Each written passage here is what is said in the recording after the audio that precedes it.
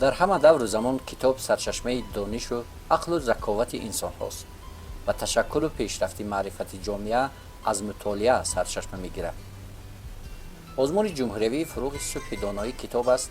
воқеан ҳам таи солҳои охир миёни аҳолии мамлакат таҳаввулоти бузурги фарҳангиро роҳандозӣ намуда, чеҳраҳои нави ирфону адабро барои аҳли фарҳангу маърифат ошно намуд. дар соли бузургдошти 30-солагии соҳибистиқлолӣ ба низомномаи озмун номинатсияи эҷоди назму наср илова гардида, хушбахтона барои кашф ва муаррифии дӯстдорони каломи бадеъ, ки шояд дар ягон гӯшаи хилвати рӯзгор ниёз ба парастишу ниёиш доштанд, мусоидат намуд. сангобдара болои санги сард нишастам.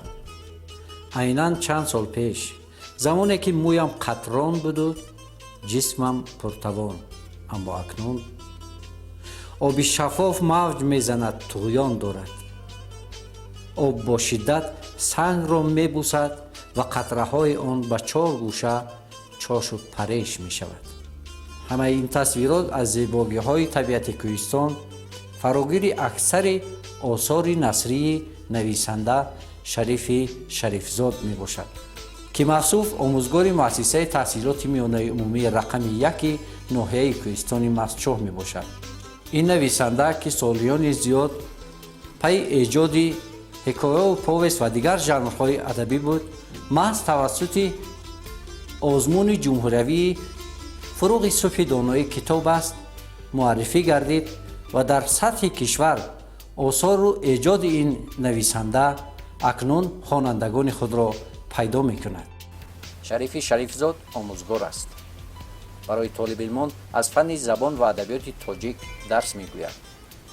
фаъолияти кориашро аз соли 1988 дар мактаби зодгоҳаш оғоз намуда, то ба имрӯз барои шогирдон аз фарҳангу адабиёти ғановатманди миллати худ бо ифтихори ба худ хос дарс мегӯяд. аз соли 1987 килки эҷодро ба даст гирифта, ибтидо ҳикояву қиссаҳои хурд менависад. озмуни фурӯғи субҳи доноӣ, ки бо ибтикори асосгузори сулҳу ваҳдат, пешвои миллат, президенти ҷумҳурии Тоҷикистон Эмомалӣ Раҳмон дар давоми 3 сол ҷараён дорад, бисёр қишрҳои ҷомеаро ба сӯи худ ҷалб кард ва аз ҷумла ман ҳам ба ҳамин озмун рағбати беандоза доштам ва насиб будааст, ки имсол дар ин озмуни пуршукӯҳ ширкат варзам. давраи аввали ибтидои саршавии фаъолияти ман аз давраи мактабӣ ба давраи ноҳиявӣ ва аз давраи ноҳиявӣ ба давраи вилоятӣ рохат гирифтам. дар давраи вилоятӣ маро ба ҷои севим сазовор донистанд ва давраи ниҳоӣ ба давраи ниҳоии ҷумҳуриявӣ роҳ ёфтам. дар даври ниҳоӣ дар номинатсияи назму наср, дар соҳаи наср банда ҷои дуюмро гирифт ва ташаккури беҳад ба ҳамаи он касоне, ки дар ташаккули маънавиёти банда саҳмгузор буданд. خب معلم عزیز میگفتید که بیشتر عموما شما در نثر که اینجا موفق گردیدید و غالب گردیدید، در ایجاد شما کدام ژانر ایجاد بیشتر معمول است؟ در ایجادات من از سالهای به‌حد شوق و حوص زیاد داشتم به خواندن اثرهای بدیعی، مخصوصا به ژانر حکایه و اولین حکایه من با نام ارمان ناشکسته هنوز در دوره دانشجوییم نوشته شده بود و از روزگاری مردم کوهستان از آرزوی آمال آنها حکایت میکرد. بعدتر استادان بزرگی چون آخوند سفر، چون شادروان عبدالغفور داملویف سهمی بیاندازه داشتند و برای پیشرفت کار من این استادان دستگیری و مدد همه طرفی معنوی میرسوندن. معلم شریفی شریفزاد همزمان یکی از آموزگاران فعال در میان آموزگاران ناحیه کوهستان مسجح دانسته می شود و شاگردانش منتظم در اکثر چاره‌بینی‌های فرهنگی و معرفتی و آزمون المپیادها شرکت فعال دارند.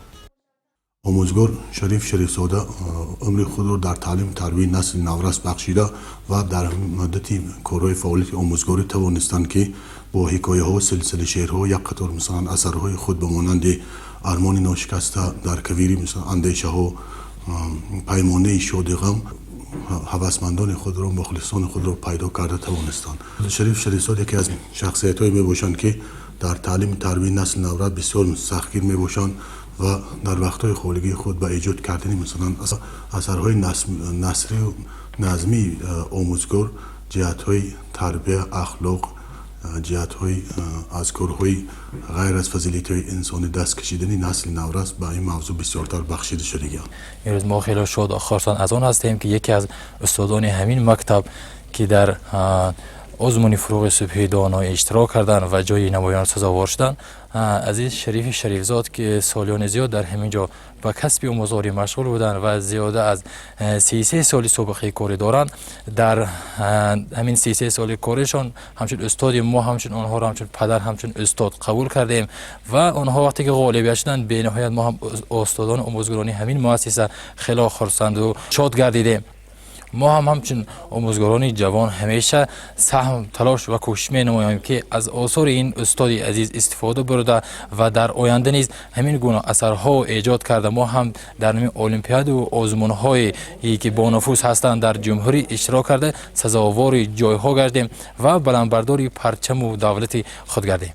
تا به امروز شریف شریفزاد 2 مجموعه آثار نثری و 1 آثار نظمی خود را روی چاپ آورده است.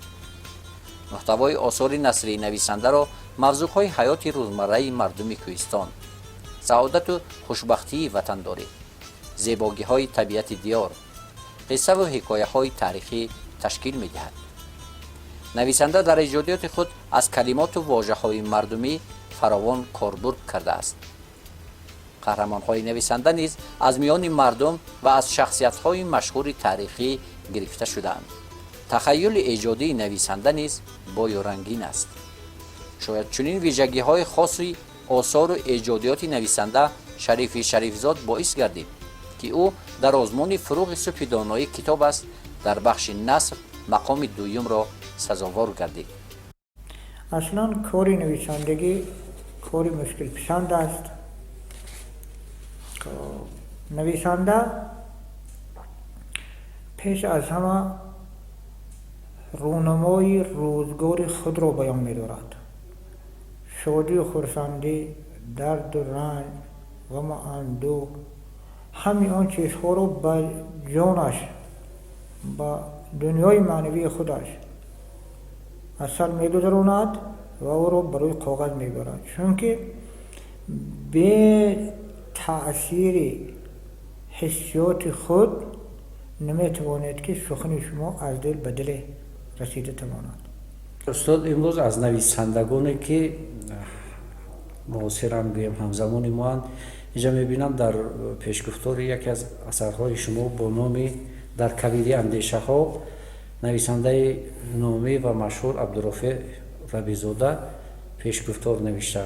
معلوم می شود که شما با نویسندگان عموما نفرانی که امروز در میدان ادبیات ما در نثر نام برآوردن همکاری هم دارید.